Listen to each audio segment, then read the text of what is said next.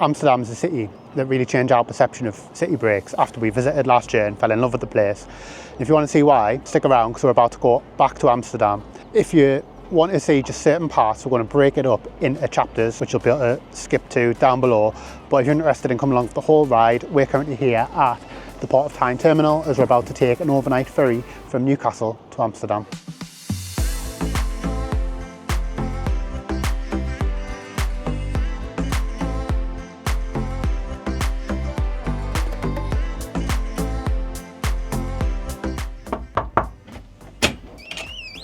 Hello and welcome to our cabin on our overnight ferry from Newcastle to Amsterdam with DFDS. As you can see, the cabin is fairly snug, but it'll do me for an overnight stay. There's plenty to do on the ferry, so we probably won't be spending much time in here apart from sleeping anyway. We do have space for coats and a very small beauty prep area. It's not very wide, so if you have lots of makeup, you might struggle. We have a double bed. We have been on the DFDS ferries before, where we haven't had a double bed, so it's going to be nice to have that. This was offered to us at check-in as an upgrade, so we snapped the hands off for it, because last time we had 4 singles. We do have a window, which will hopefully help with seasickness. Not all of the rooms do have windows though, so be careful when you're booking, because if you do struggle with travel sickness, you might want to be able to see that horizon. Inside of here, we have our ensuite. It's quite basic. We have sink, toilet, and then the shower is literally just right next to the toilet, no separate cubicle or anything. Again, it's basic, so we're not necessarily going to be able to spend a lot of time in here anyway, so it's perfect for one night. I've been to Amsterdam with the DFDS before, and on our last trip we were in a different room. If you're interested in seeing one of the other room types, I'll leave a link to the playlist just down below in the description, and that'll have some of our other adventures such as the Rijksmuseum, Van Gogh Museum, sex museums and things like that in it as well. That was on our previous channel, which you can't really see anymore unless you use the link, so if you're interested, it's there and you can go and check that out. Let's go and explore the ferry.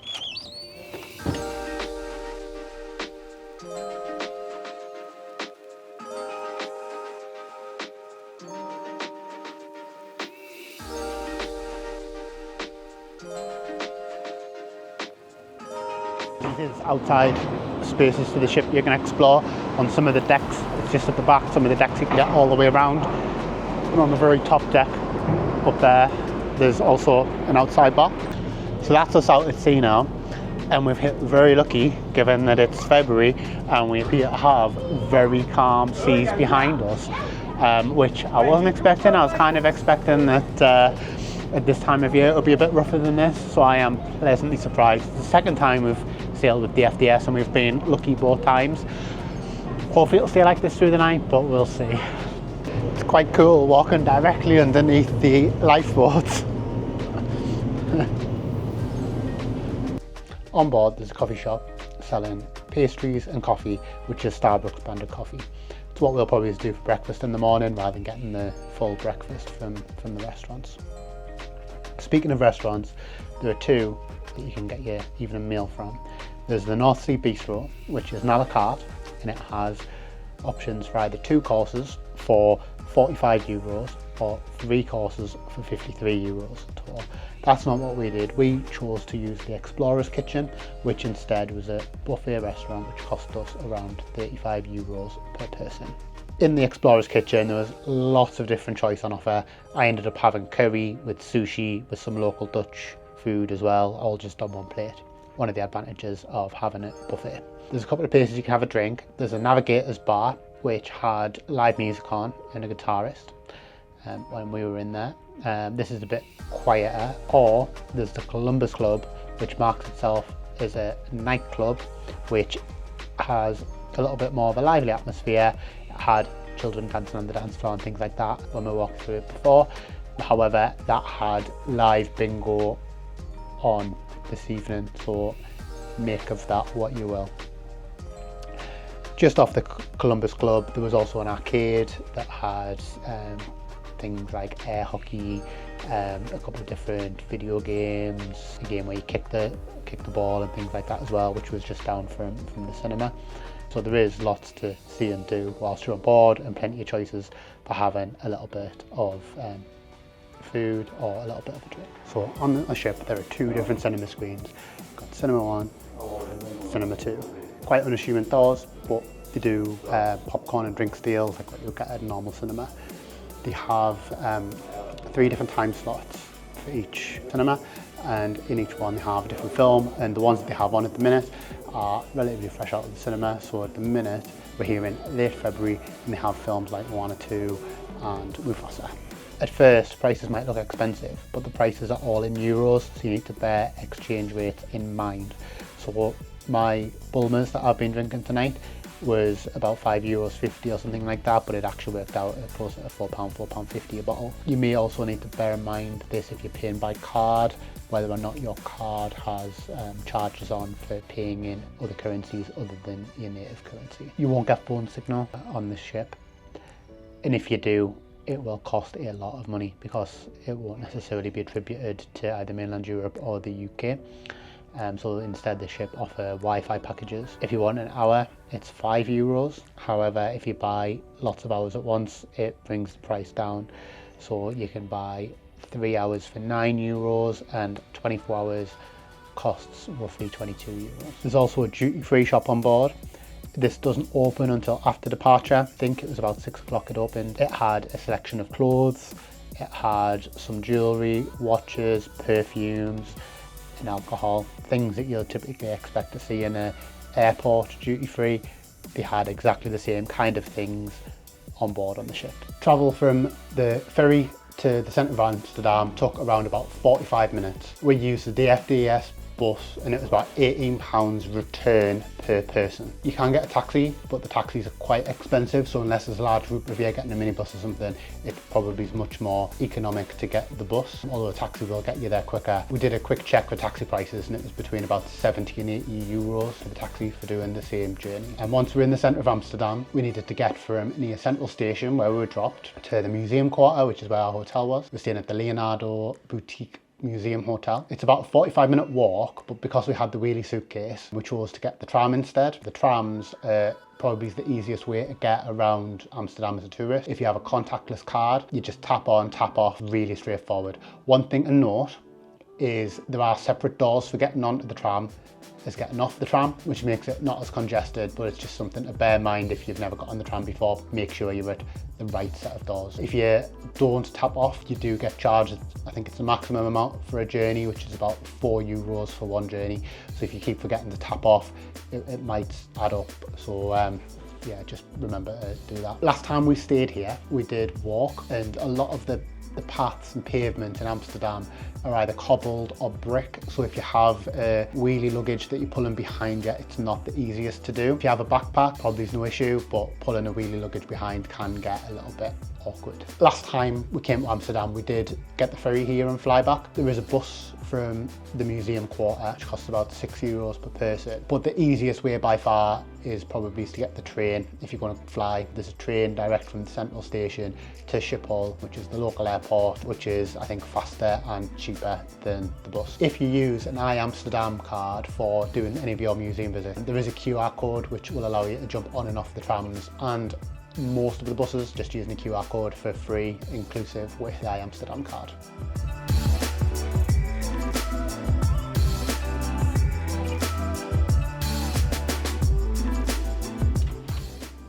Welcome to our room at the Leonardo Boutique Museumhotel here in Amsterdam. So this is a double room. You can see we've got a little seat here and quite a large double bed, quite nice and spacious. The artwork on the wall here is of the library in the Rijksmuseum, which is a very pretty library. So if you like that kind of aesthetic, it's definitely worth a look. We have windows were, I think, technically on the ground floor, but were raised up from street level, which is nice not to be directly on the street. And then we've got storage here just for coats, cases, bags. We've got a little bit of a mini fridge, nothing in it yet, but we'll probably rectify that soon enough. Got a safe included for storing cameras and phones and valuables and things like that. There's quite a large TV on the wall. We don't really watch TV whilst we're travelling, but it's handy to have or handy to know about if you do. Then we have our ensuite. You've got just the basics of the sink, toilet and shower. One thing to bear in mind with the shower, we have stayed in this hotel before, is you'll notice there's a little bit of a gap around the door, and that can be a little bit leaky for water, so just watch you kind of like slipping on the tiles when it's a little bit wet. But no, it's a nice spacious room for such a city centre location.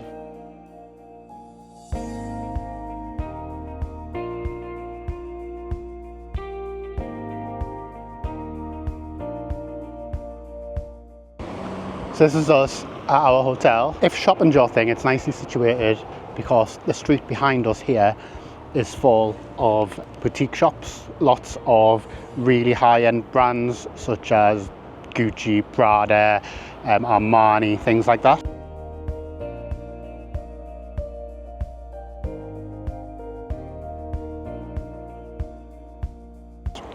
However, if you're also in Amsterdam for a little bit of culture and are intending to see some of the museums and galleries, it's really well located for that.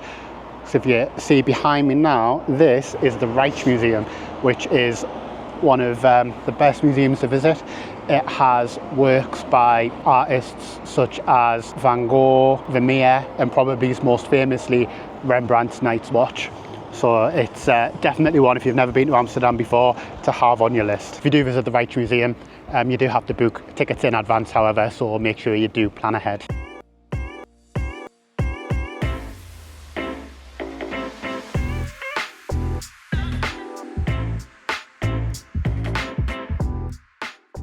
I've been to Amsterdam before, relatively recently, and we did a lot of like main sites on that trip.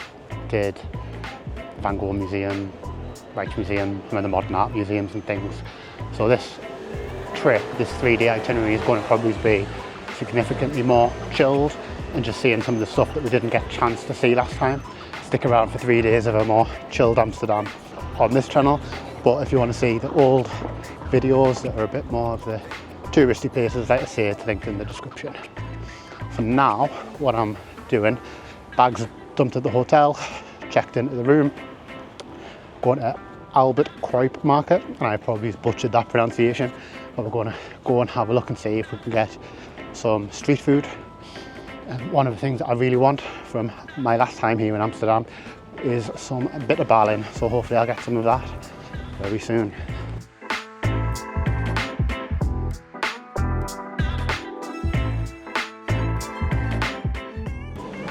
The market itself is a long street which is pedestrianised, no cars and no bikes.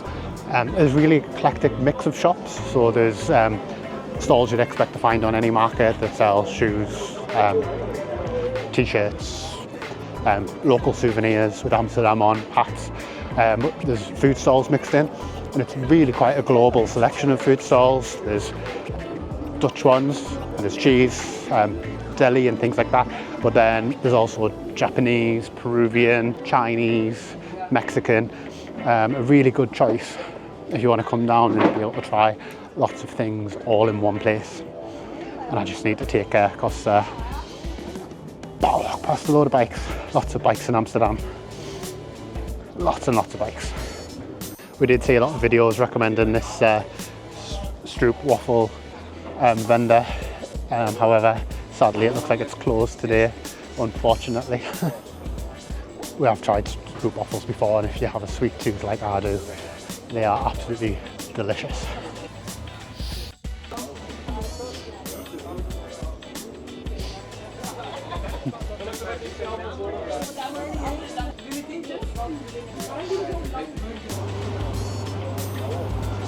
These are bitterballen, served with mustard.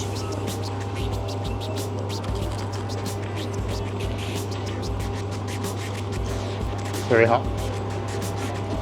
They taste quite croquette-like in terms of the taste and texture. It has veal inside as well. It's delicious. So this is a cheese souffle. It's a little bit like the old chicken pancakes that you used to be able to get when we were kids back in the 1990s, but it's filled with a gooey cheesy filling.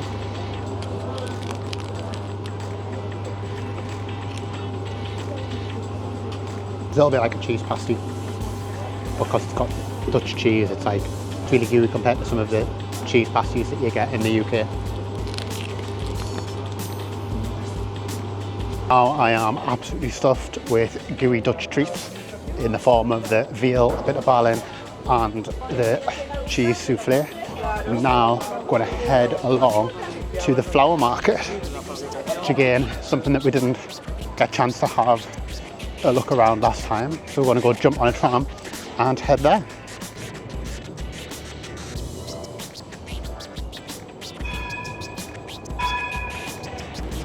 So en route to the flower market, we stopped off at Henry Willig cheese shop, and he made some really pretty flowers out of goat cheese with toppings on. I make flour for you. On the formal goat cheese, you see? This is the black garlic honey sauce dip. Then put it on the top. It's also a nice combination. Here you go.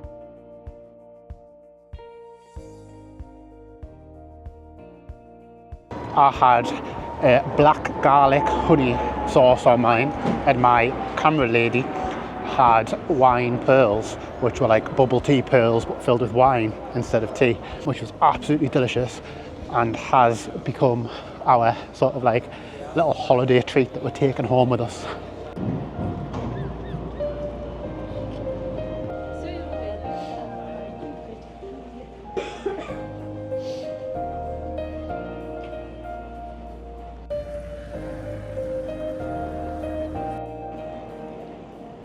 I'm not sure February was the best time to try and go to the flower market. There weren't really any flowers to be seen. A lot of bulbs and things like that, but probably the wrong time of year. So we've carried on walking through the town centre, and we're now back at Central Station, and we are about to get the ferry over the river. The ferry is a free shuttle ferry. You can hop on and hop off, and we're going to go and try and find the Straat Museum. Just behind me, you can probably see Dam Tower and the Eye Museum. We've done them before, but when we did them, we didn't walk along the Straat. So now we're going to go and do Straat and see some modern art, some street art, before probably heading back to the hotel for the day.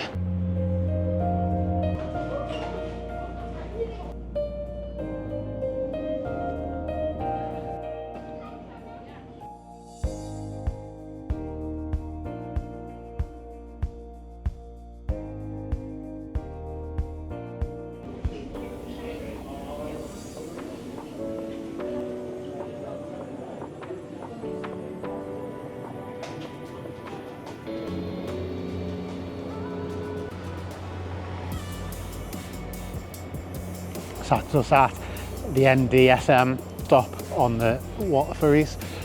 The ferries go backwards and forwards between basically 2 points, so you need to be careful which ferry you jump on as to where you end up at. This one comes a little bit further along the river from Central Station compared to the ones that just do the hops directly over straight to the Eye and to the Dam Lookout Tower. Drops us off nicely near the Straat Museum. This is a very different kind of neighbourhood to the one where our hotel is.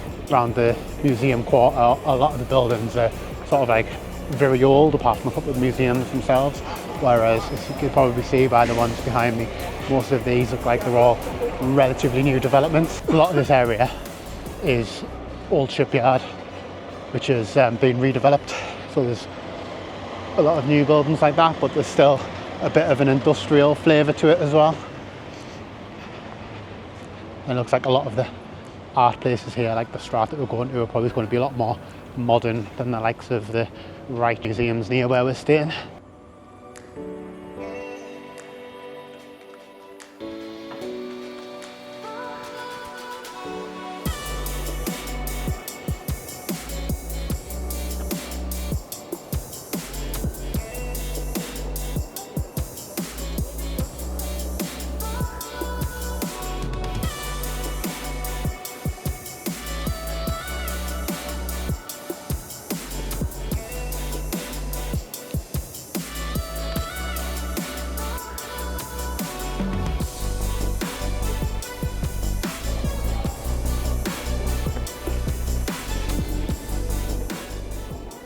So we're here at Straat now. It's in quite a big old industrial building. You can still see cranes hanging from the ceiling, some of the old pipe work going around, which is really cool. It provides quite a juxtaposition to some of the modern art that they've got in. For me, I was expecting it to be more street art, but there's a mix of street art and just modern art. Most of the pieces are absolutely huge. I can only imagine the amount of hours that some of them must have taken to do, because some of the canvases look like they must be 20-30 feet wide, which is really cool. You can see that there's actually quite a lot to it as well down here. So it's split into two with this wall at the side. So you've got this amount of pieces doubled, and then there are multiple levels through the actual building. So there's some at ground level and then some higher up. And you can work your way walking around through them on the ground level, and then we're stood at the panoramic deck at the minute, which gives you just a very different perspective again. And some of the pieces that you might not have been able to appreciate that were high up at ground level, you can sort of like see from a different angle now.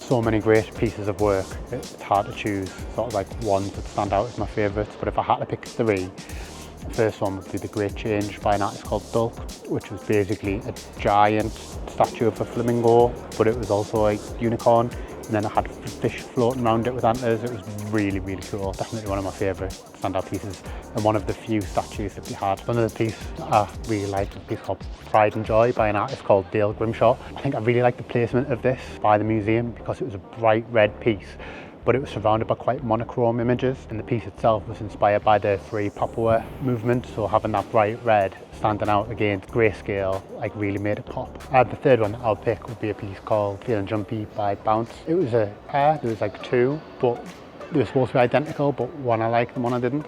Again, I don't know if that's down to the placement, because it was a very dark, almost black piece with sort of like grey on it and the shape of a head, but then the pieces behind it were really bright and vibrant, so again, a little bit like the last one I mentioned, it really popped and made it one of my standout pieces.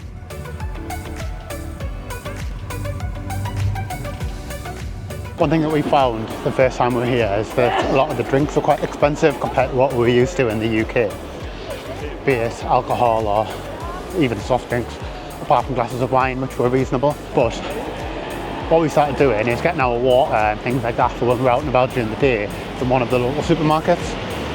And what we found is the price that it advertised at wasn't the price of the checkout.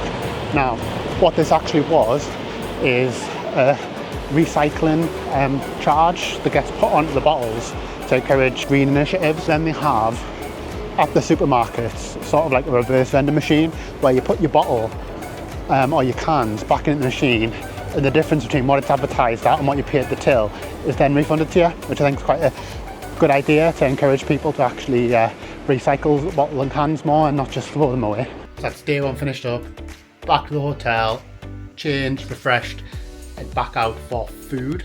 So I'm going to Bar Piazza, which is in the museum quarter. It's just next to the concert hall and looks out over the concert hall and some of the museums. They do the best pizzas there. I think it's wood fire pizza or log fire pizza.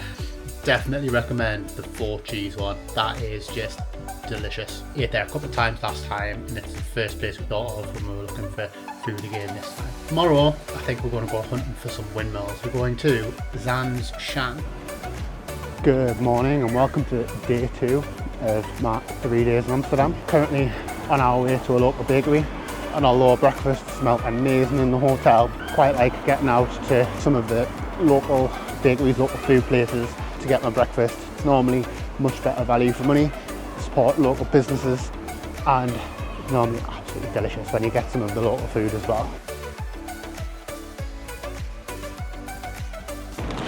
So I'm probably going to butcher the pronunciation of this, but I've got an almond rouge, which basically looks like a pan au chocolat with almonds and a ton of sugar. That is delicious, but I'm going to get the sugar absolutely everywhere.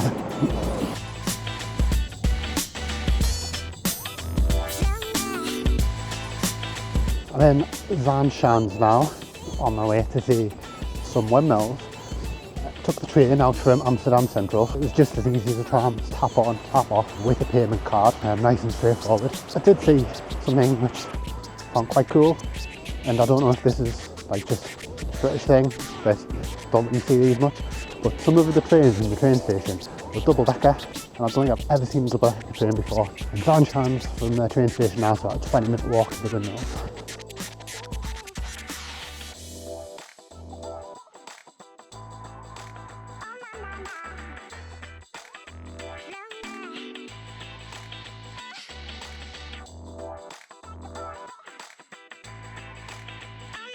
Here at Zaanse Schans, there's a collection of pretty quaint green buildings, most of which house either museums, shops or both. A lot of the museums funnel you into a shop. We went in the Henry Wellig cheese experience one, for example, and I think the museum was probably about a quarter of the size of the actual shop that you went through. It's still quite interesting to see, to be fair, and I'm always one for tasting cheese, so I will not complain at that. It's the same company that we bought the cheese from yesterday, where they made the flowers out of the cheese, which was quite interesting. It is a bit windy here, so you can see why they placed the windmills here. My hair is getting absolutely blown about. So the windmill that we went into was one that did pigments and paints, which was really interesting because the machinery inside was actually still turning with the blades. Cool for some photos, especially when we went out and onto the balcony up the top. Quite a lot of the little museums are either free or free with the Amsterdam card. So some of them we didn't go in because we didn't have an Amsterdam card this time, but we did go into some of them. We went into a bakery museum, which again, the bakery itself is bigger than the museum part, but it's still very pretty, very quaint to walk around. We just got some warm stroop waffles, so they're just small ones. They're very sweet, so small is good. If you look, there's caramel inside in between the waffles. Delicious.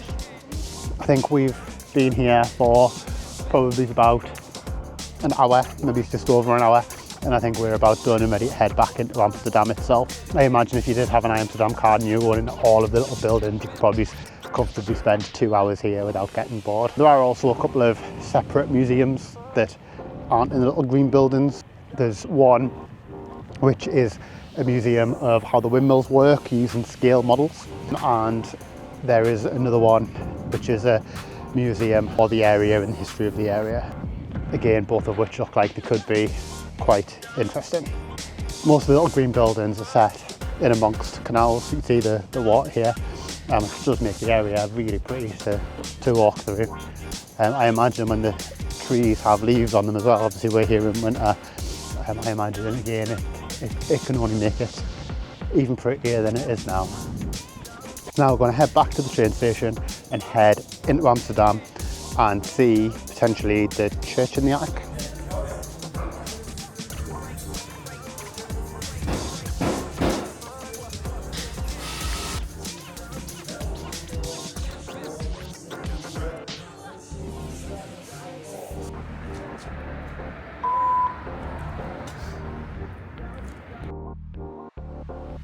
If you ever wondered how they clean the windows in the tall houses on the canal, this is how.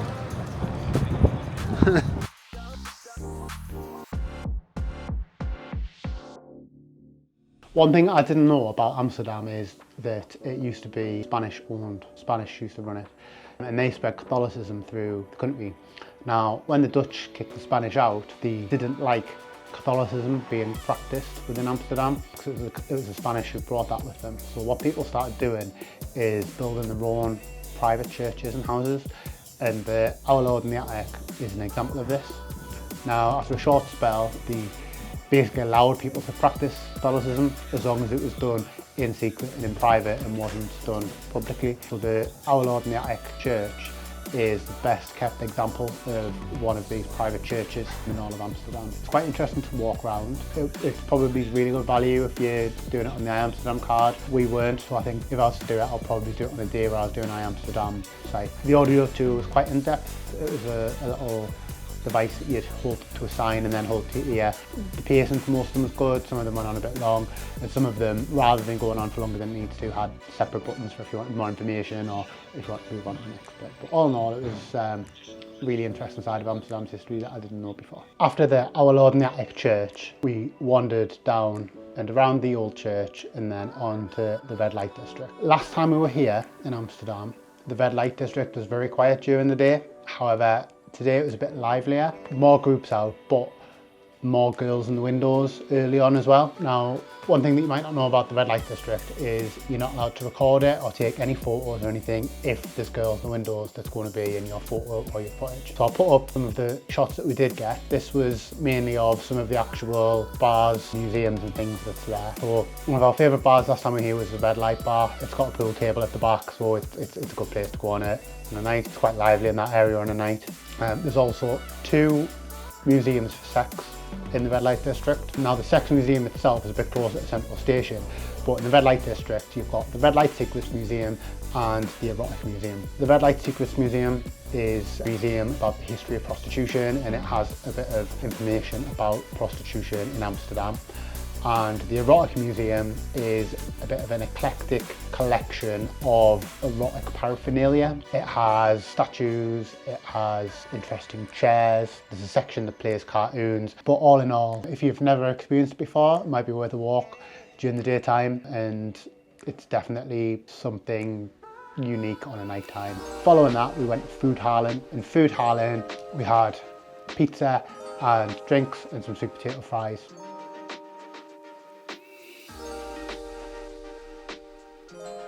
There's an apple cinnamon business cocktail from Food Hallen. Very fresh. I've opted for a quattro formaggi pizza, 4 cheese pizza. Smells absolutely to die for.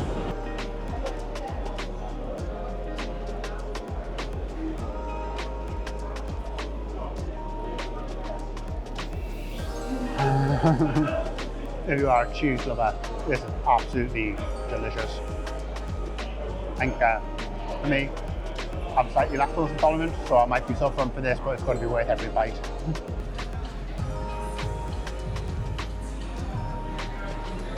After Food Hallen, we took a walk through Vondel Park on our way back to our hotel just to burn off some of those calories and get some steps in. And that pretty much concludes our second day. I'm not sure what we'll be doing on our third day yet. That's going to be a bit of a mystery, and we'll probably see where it takes us tomorrow and how hungover we are, because tonight's the night that we've got planned for a little bit of a night out between me and my cameraman.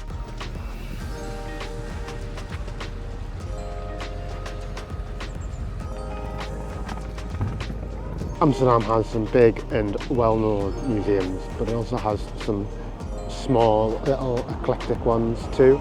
We've visited the sex museums previously, but we started our third day off in Amsterdam by visiting the Torture Museum behind us. This museum contains a selection of examples of torture devices from throughout the centuries, most of which seem to refer back to witch trials and things that were used to get rid of Satan out of witches and things like that. Some of them looked like it would be rather painful. I think especially blokes, like especially men, would probably wince at the Spanish horse.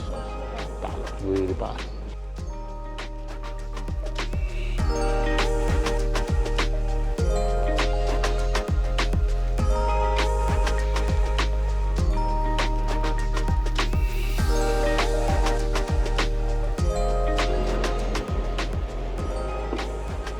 My last item on my itinerary for this Amsterdam trip was a canal tour. So whilst I've done canal tours in the past, I'm doing a different one this time, which is going on a slightly different route. I'm doing the Circle Line, and just as a little tip, as you go onto the boat, if you sit on the left-hand side, that'll be the right as the boat moves forward, and then that's where most of the sites are that you see when you're on that one. Just so you know, it's one that sets off from Anne Frank's house.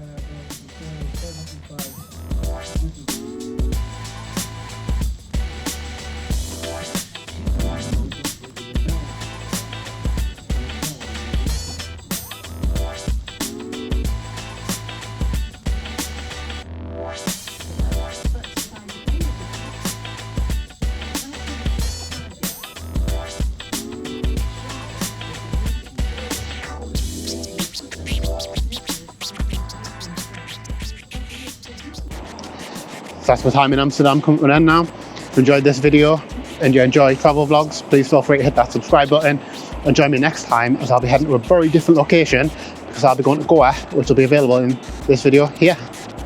Thank you for watching. Bye.